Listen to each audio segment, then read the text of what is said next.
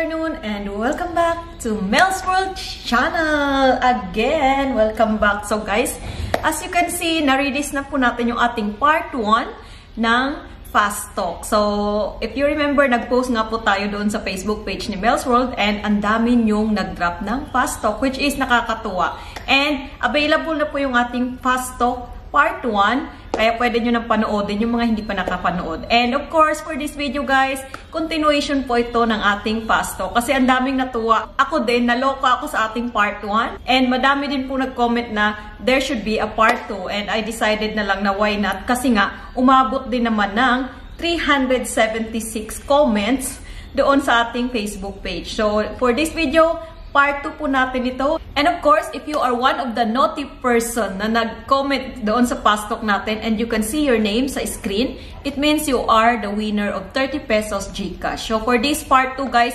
16 comments po yung pinili ko para naman matuwa din kayo and for us to laugh. So again, this is for fun only and I hope mapasaya natin ulit kayo. So yeah, now let's start for us to know kung sino po yung pinakamabait, pinaka-naughty at pinaka-wild sa ating viewers. So let's start the Fast Talk with Mel's World.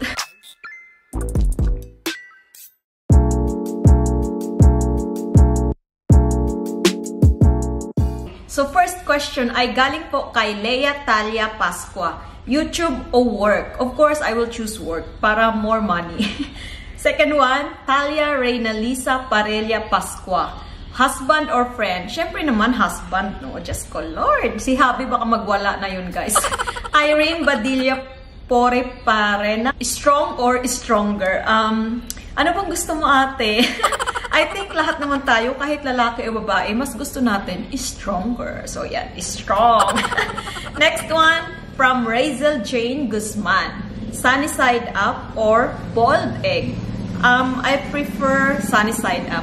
Delicious.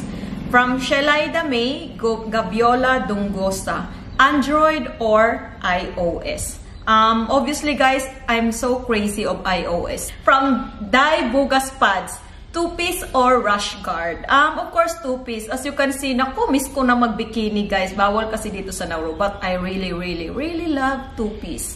Thank you for that question. Next one is from Cheryl Torrida Sisista. Baby oil or petroleum jelly?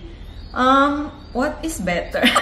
I think I prefer baby oil. Lalo na pag nagpapamassage ako, mas prefer kong gamitin yung baby oil. Next, from Glency Rodas Haas. Hotdog in the morning or footlong in the evening?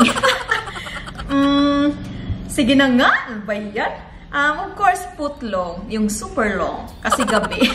So, ayan, para masarap ang tulog after. Charot! Kasi busog ka, di ba? Malaki kasi ang footlong. So, it's so delicious. Diyos ko, Lord. Okay, let's move forward, guys. Next question ay galing po kay Owijen Odnan Riff. Family or asawa? Siyempre, can I say both? Or sige, asawa na lang. But of course, that's difficult question, ha? Pero yeah, asawa. Sorry to my family. Next one from Sherilyn Tabige Noob. COVID or ayuda? Diyos ko Lord, obviously naman, lahat tayo gusto natin ng ayuda, di ba? So ayan, ayuda for everyone. Next question is from Chrislyn Ives. Spit o swallow? Ay, grabe siya. Grabe ka, ate. Nag-warm ako bigla. Spit? Kasi they are not delicious.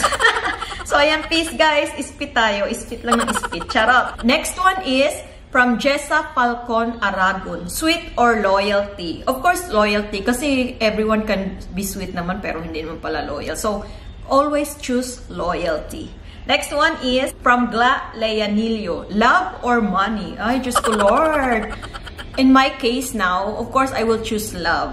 So, love. Next one from Charlene Kadapan. Ginamos o alamang? Ay, na-miss ko to guys. Ginamos ako. Very yummy. I mean, into ginamos talaga kapag umuwi ako ng province namin. Ang sarap niya, lalo na kapag sinasawsaw mo yung hilaw na saging na niluto ninyo or pinakuluan, di ba? Ang sarap. So, ginamos for life. And next question is from Chelsea Chian S. Bautista. Oh! Or, Diyos ko, Lord, Mario Joseph kayo guys. Sumakit ang aking bangs. Ano bang mas masarap? Okay, I think si Mel's World magsasabi ng So yan, Alright, Diyos ko, Lord, pasensya na, Lord. Patawarin niyo po kaming lahat. So ayan, lang, Okay guys, so we are reaching to the end. Pang last question from Joan Velasco. Dog style or butterfly style? What? Ano yung butterfly style? I haven't heard that before. So, actually guys, nung nakita ko to, naloka ako sa kanya kasi nga, di ba, parang meron bang butterfly style? So, tinanong ko siya and ito naman yung sagot niya. Pasensya ka na, Joanne, at hindi ko kayang itago sa ating madlang people. So, ganyan po siya ka-wild. So, at least, by doing this, nalalaman natin kung sino yung pinaka-wild na viewers ni Mel's World. And, okay, pipiliin ko is, maybe, dog style. Kasi I'm not familiar with butterfly. So, magpapaturo muna ako kay Joanne Velasco kung paano yun. Hay, nako naman talaga. Kaya ang daming nang humaling dyan kay Joanne Velasco, guys. Kasi nga, masyadong professional. So, ayun guys, sumakit ulit yung pangako. I hope napasaya at napangiti kayo kahit konti. And congratulations sa mga names na napili natin. Kontakin nyo lang ako para maklaim nyo po yung prize. Again, thank you so much guys. And please comment below kung ano yung gusto nyong gawin natin next. Para naman pampag-good vibes sa inyong lahat or sa ating lahat. Thank you guys and I will see you sa ating live. Bye!